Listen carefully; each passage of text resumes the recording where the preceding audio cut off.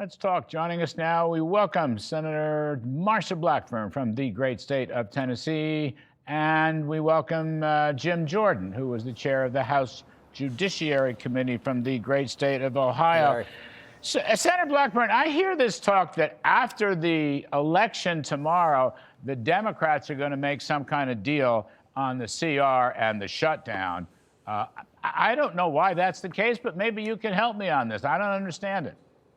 You know, Larry, they were going to make a deal after October 18th, and then they were going to do one after November 1st, and now it is after the elections tomorrow. But here is what we do know. Chuck Schumer has planned for this shutdown for a long time.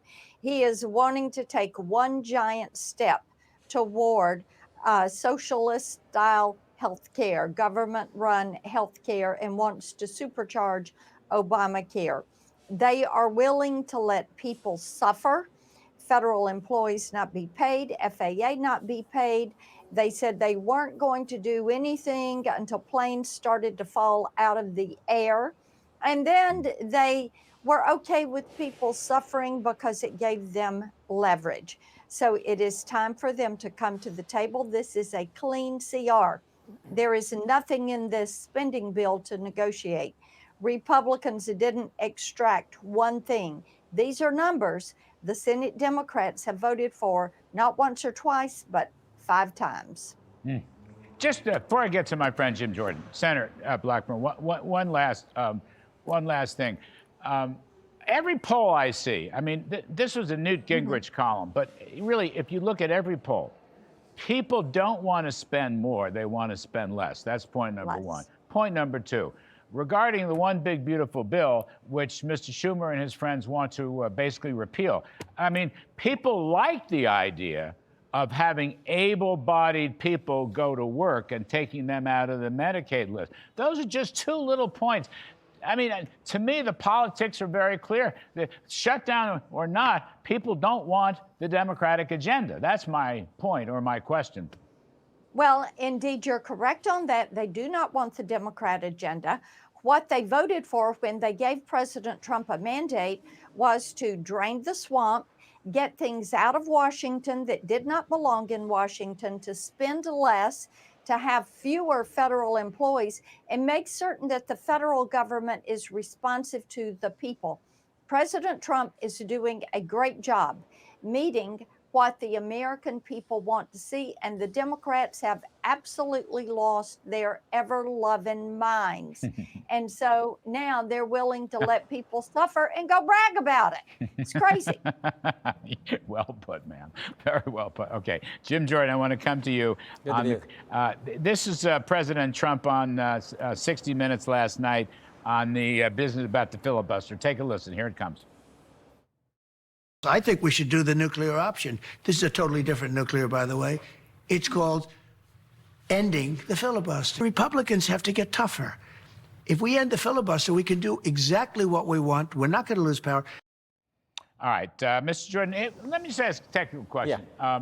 Is it possible to carve out, now Chad Pergram mentioned this in his report, to carve out some kind of end to the filibuster just for a CR or appropriations? In other words, it would be like reconciliation, but for CRs. Now, is it possible to, I'm not advocating, I'm really asking you, you're the head of the Judiciary Committee, is that possible?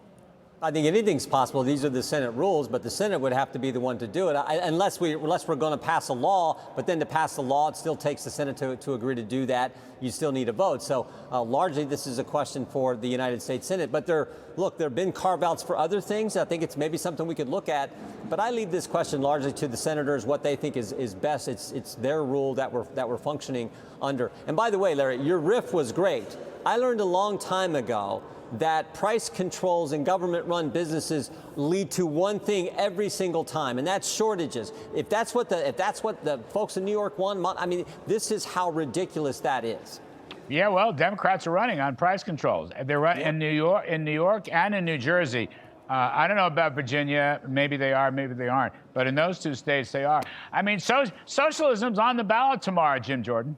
Yeah, and I had the opportunity way back when, 1987, to compete in what was then the Soviet Union. And I tell people, when you go to places like that, you thank the good Lord you live here where you don't have that type of system. I was in Moscow in February. It's like 400 below zero, and you walk into the stores and there's nothing there. There's nothing on the shelves. That's what that kind of system gives you. And this is what this guy in New York is promoting. And it sounds like Mikey Sherrill's doing some of the same thing, at least on the edges. That's not good. I think everyone should understand that. But that is, again, what's on the ballot tomorrow in these key races. Senator Blackburn, you can see Jim Jordan punting to you on the question of a carve-out on the filibuster matter. So I'm going to ask you, is it possible to, it would be like a reconciliation bill, I suppose, just for continuing resolutions. You know, Chuck Schumer would like to see the filibuster blown up because he wants D.C. and Puerto Rico to be a state, and he also wants to pack the Supreme Court. I'm not sure we solve anything by changing the filibuster. We have given the Democrats the opportunity more than 12 times to vote on a clean CR. As I said, it is their budget numbers. The House did it right. They sent us a clean CR. Republicans support it, all except one.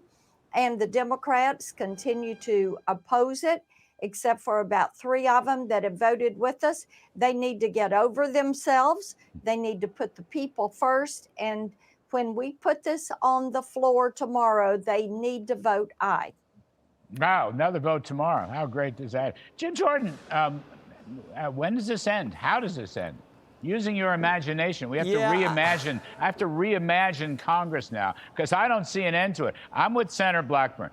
You know, there's always a reason why there's somehow going to be a new CR, but the Democrats keep opposing it. Okay, I think it has a lot to do with the Trump derangement syndrome. But no, it's not. This isn't Trump's fault. He didn't do this. They're the ones doing it. I totally agree. I mean, think about it. You got John Fetterman saying this is the Democrats' fault. You got the largest federal government employee union saying open up the government, and still they won't do it because of what you just described, this Trump derangement syndrome. And they try to flip it and say somehow it's President Trump's fault. I mean, you had the clip there from Hakeem Jeffries saying this is intentional and malicious. Baloney, they're the ones who said they're going to be suffering. They're the ones who said it gets better every day. They're the ones who are talking politics and ignoring what their own United States Senator, Mr. Fetterman, said, and ignoring what the federal government employee union said. They're the ones ignoring that. So Senator Blackburn's exactly right. They've had now 13 times to do this, and this is largely a debate between Chuck Schumer and Chuck Schumer. It's a debate he's having with himself because he supported it 6 months ago, the exact same spending levels, but they won't do it now, even though the biggest government union says you should do it. All these Democratic unions say you should pass the darn thing.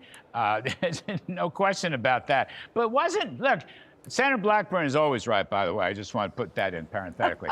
But Jim Jordan, here's my last... Tell my husband. I'm sorry about that. But Jim Jordan, it's the same spending level as the Biden. Yeah. It's the same level for discretionary spending, is it not? I mean, that's the point. Hakeem Jeffries, you can disagree with him, okay? Fine. He's entitled to his opinion, but he's not entitled to his facts. The fact is, it's the same spending level as Biden had, which they signed off on, Jim Jordan. That's the really strange part of it. They voted for it just 6 months ago. They won't do it now because they do, in their alternate bill, they do want to add in that, we want people who come here illegally to get taxpayer-financed health care. That's something they want. They want to expand Obamacare, continue this expansion that they've done now a couple times. They want to do it again, even though everything we were told about Obamacare turned out not to be true. They said, you like your plan, you can keep your plan. Like your doctor, keep your doctor. We didn't. That turned out not to be true. They told us premiums would go down. President Obama even said premiums will go down on average $1,500. None of that worked out, so they expand it, then they extend it, now they want to extend it again. And won't vote for what they voted for before. That's the situation we're in, and it's so ridiculous. Even their own Senator John Fetterman says this is crazy, and all the federal government employee unions are saying the same darn thing. I just give people making $500,000 a year, just give them free health care. That's what's in the bill. That's what they did. I know. Yeah. I got it. Senator Blackburn, though, I didn't want to forget this. The whole business about Jack Smith and Arctic Frost and the wiretap. You and I talked about this when this story first broke several weeks ago. So now, according to your tweet, Verizon Telephone Company agreed with the Judge Boasberg not to let you know that this information was being ordered for your phone records. Now, correct me if I'm wrong. First of all, Verizon agreed to play ball with Jack Smith and Boasberg, the judge. That's very bad and surprises me because the head of Verizon is a very conservative CEO. But AT&T said no. AT&T said they won't play. Now, is that true, ma'am? I just curious on this. That is accurate. Yes, the subpoena that Judge Boasberg issued was on the Verizon records, and the same subpoena went to AT&T for their records. Each subpoena on all 9 of us had a non-disclosure order on top of the subpoena, which the order was, you can't tell us about this. And they were afraid we would be a flight risk or destroy evidence or tamper with evidence or intimidate witnesses. Wow. And of course, as we have learned, all of this, everything they've done is a violation of our First and Fourth Amendment rights. It's a violation of the Speech and Debate Clause and of the Stored Communications Act and the separation of powers. So we are pushing Chairman Grassley to call in Judge Boasberg and have a hearing with him. I think it's appropriate for the House and Chairman Jordan to begin impeachment proceedings on Judge Boasberg. There are 197 separate subpoenas affecting 430 organizations and individuals, all conservative. Yeah, Judge Boasberg's probably a flight risk, if you ask me. Jim Jordan, I only have 30 seconds left, but you have to defend her honor. You're the head of the House Judiciary Committee. No, you got to defend Ms. Blackburn's honor, for heaven's sakes. They've been picking on her, and it's not good. She's tough enough. She doesn't need anyone to defend her. But we are going to get to the bottom of this, and we're going to do everything we can. Everything is on the table when it comes to Judge Boasberg. And let's be honest. There's a history with Judge Boasberg on a number of issues, not just over the last 9 months, but even going back further. So yeah, everything's on the table. We are actively going after more information because, as Senator Blackburn points out, over 190 subpoenas, 400 individuals targeting the Republican Party. That's what it looks like. Totally political attack on the other party from Mr. Smith and his special counsel investigation. Yeah. I'm telling you, Boasberg's a flight risk. You'll see. Anyway, Senator Marsha Blackburn, thank you very much. Congressman Jim Jordan, we really appreciate it.